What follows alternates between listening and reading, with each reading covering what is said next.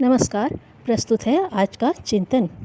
भारत धार्मिक क्रांतियों का गढ़ रहा है। यहाँ विचारों के द्वारा ही संस्कृति का संदेश और धर्म अध्यात्म की सामयिक परिभाषाएं की जाती रही हैं। बुद्ध ने वैदिक हिंसा हिंसा न भवति की रूढ़ मान्यता को निरस्त किया, तो आगे चलकर बौद्ध दर्शन में आए शून्यवाद की विकृति को शंकराचार्य ने मिटाया।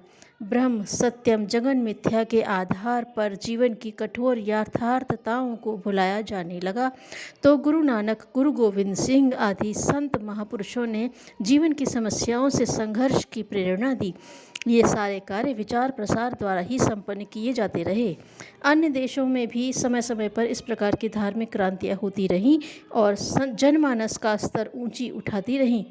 चीन में असभ्य और अशिक्षित लोगों को नैतिकता एवं मानवता का संदेश देने के लिए कन्फ्यूशियस प्रणीत एक वैचारिक आंदोलन ही चल पड़ा था। बुद्ध के समकालीन कन्फ्यूशियस के विचारों ने तब जनसाधारण से लेकर राजसत्ता तक को प्रभावित किया। 15वीं-16वीं शताब्दी में ईसाई धर्म कई विकृतियों और अंध परंपराओं से ग्रस्त हो चुका था। फलस्वरूप लोग धर्म के वास्तविक स्वरूप को भुलाकर चिन्ह पूजा को ही सब कुछ समझने लगे। स्पष्ट ही उसका प्रतिफल नैतिक पतन और तज्जनित समस्याओं के रूप में सामने आया। मार्टिन लूथर नामक एक विद्वान ने इसके विरुद्ध वैचारिक क्रांति का शंखनाद किया था। उसके फलस्वरूप केवल ईश्वरीय सत्ता को ही सर्वोच्च मानने वाले विचारशील व्यक्तियों का प्रगतिशील वर्ग तैयार हुआ। अन्यथा उससे पूर्व धर्म गुरुओं के प्रत्येक आदेश को बिना किसी विवेक के स्वीकार कर लेने की जड़ता ईसाई मतावलंबियों में प्रवेश कर चुकी थी और उन्हें अपने शिकंजे में अच्छी तरह कस चुकी थी। आधुनिक सभ्यता के विकास की प्रक्रिया जब से आरंभ हुई, वह भी विचार क्रांति के फलस्वरूप ही थी। उस समय यूनान कला और संस्कृति का केंद्र था। इस्तंबुल से कुछ यूनानी विचारक इटली चले गए और वहाँ से अपने साथ कला व संस्कृति की विचारधारा भी साथ लेते गए। उन्हीं दिनों प्रेस का भी आविष्कार हुआ। फलस्वरूप पुस्तकें सर्वसाधारण के लिए भी सुगमता से उपलब्ध होने लगीं। यूनानी विचारकों ने अपने विचार पुस्तकों के रूप में छपवाकर जन जन तक पहुंचाना आरंभ किया। फलस्वरूप एक अभूतपूर्व जन जागृति आई। विश्व इतिहास में इस जनसाधारण को रेनेसांस के नाम से जाना जाता है।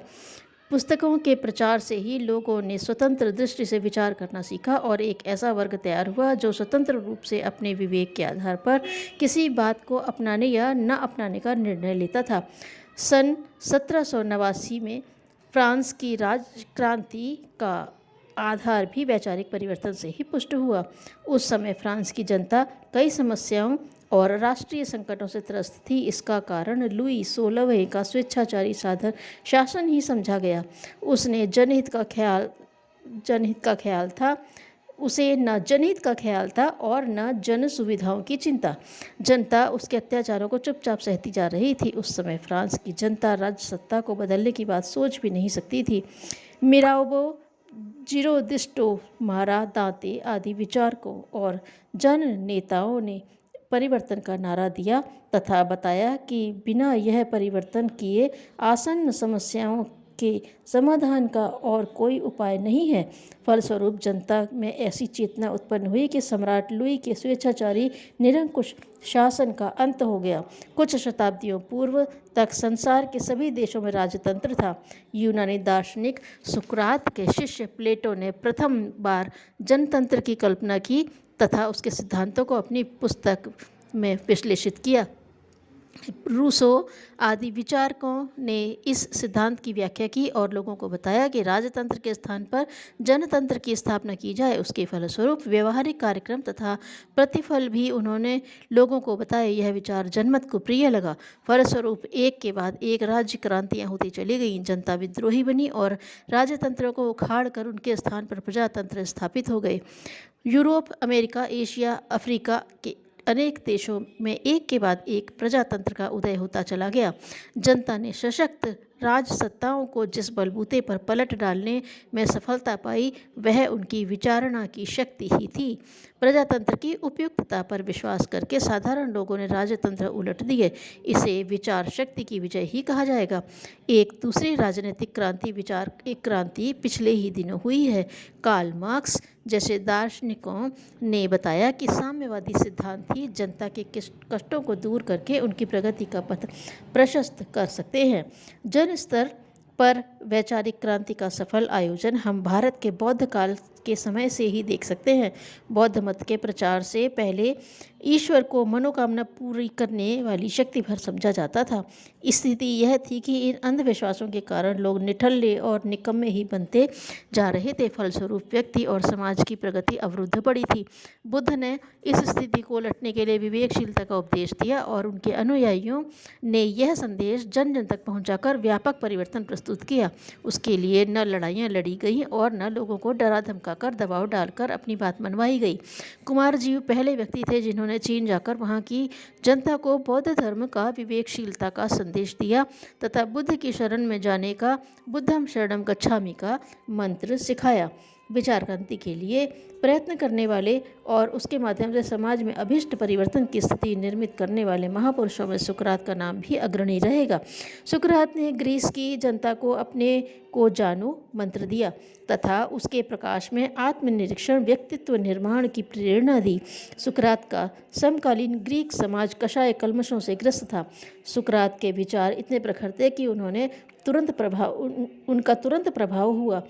निहित स्वार्थी लोगों को जब अपने स्वार्थों पर आंच आती दिखाई दी तो उन्होंने सुकरात को मरवा दिया। सुकरात की हत्या भले ही कर दी गई हो परंतु उनके विचार इतने पैने थे कि आगे चलकर उसी परंपरा में अरस्तु प्लेटो जैसे मनीषी उत्पन्न हुए और ग्रीक समाज का नवीन कायाकल्प हो सका। आधुनिक युग में Tolstoy, Kagawa, lord Baden, Powell, Elizabeth Fry, Margaret Sanger, prince Kropotkin, Harriet Stowe तथा भारत के महात्मा गांधी, तिलक, राजा राम मोहन राय, ईश्वरचंद विद्यासागर, विनोबा, हृदयनाथ कुंजरू, डॉक्टर हेडगेवार, पंडित श्रीराम शर्मा आचार्य जैसे महापुरुषों ने विचार क्रांति द्वारा समाज के पुनर्निर्माण की कल्पना को साकार रूप देने के लिए प्रयत्न किए।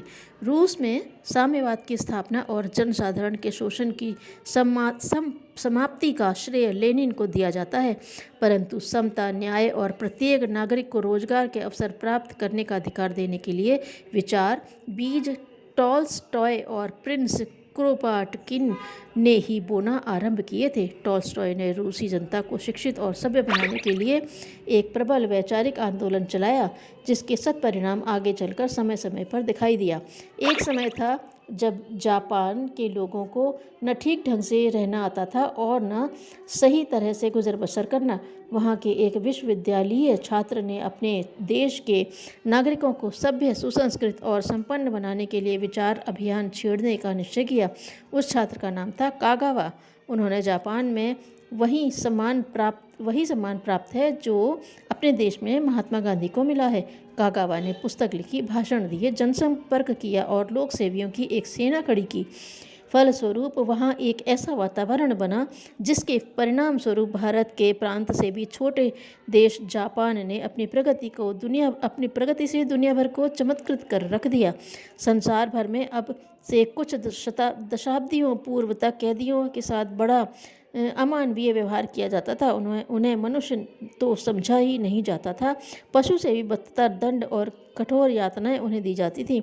यह सब देखकर एलिजाबेथ फ्राई नामक एक महिला की आत्मा दहल उठी और कैदियों के साथ मानवीय व्यवहार करने की आवश्यकता का इतना सशक्त प्रतिपादन किया कि हजारों व्यक्ति उनकी मांग के समर्थन में उठ खड़े हुए।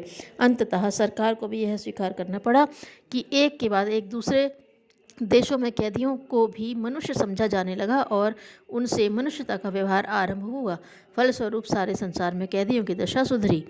अमेरिका की सामान्य गृहिणी हैरियट स्टो का हृदय भी वहाँ के गुलामों की दुर्दशा देखकर पिघल उठा। स्टो ने लेखनी उठाई और एक उपन्यास लिखा, cabin of the uncle Tom. Tom काका की कुटिया। इस उपन्यास में गुलामों की पीड़ा और उनके अनुभूतियों, भावनाओं, प्रतिक्रियाओं का इतना मार्मिक चित्रण किया गया है कि समूचे अमेरिका राष्ट्र में गतिशील विचारशील व्यक्ति गुलामों की दशा सुधारने की आवश्यकता समझने लगे। अमेरिका में गुलामों की स्थिति पहले से जितनी भी ठीक है, उस स्थिति का स्रोत टॉम काका की कुटिया और उसकी लेखिका हैरियट स्टो ही है। अमेरिका में स्त्रियों की दशा भी बड़ी बुरी थी। बहुप्रजनन से उनका स्वास्थ्य तो चौपट होता ही था, सामाजिक स्थिति भी ऐसी नहीं थी कि वे अपने मानवीय अधिकारों का उपयोग कर सकें। पहली बार मार्गरेट सेंगर ने जन्म निरोध तथा परिवार नियोजन की आवश्यकता लोगों को समझाई और संसार के कई देशों में घूम घूम कर सीमित परिवार का प्रचार किया। अब तक तो लोग समझते थे कि संतान ईश्वर की देन है, उसका जन्म किसी प्रकार से रोका नहीं जा सकता, पर मार्गरेट सेंगर ने अपने तर्कों और प्रतिपादनों से इस मान्यता को भस्मीभूत कर दिया। आज न केवल अमेरिका व यूरोपीय देशों में वरन संसार भर में छोटा परिवार ही रखना उचित समझा जाता है। धन्यवाद।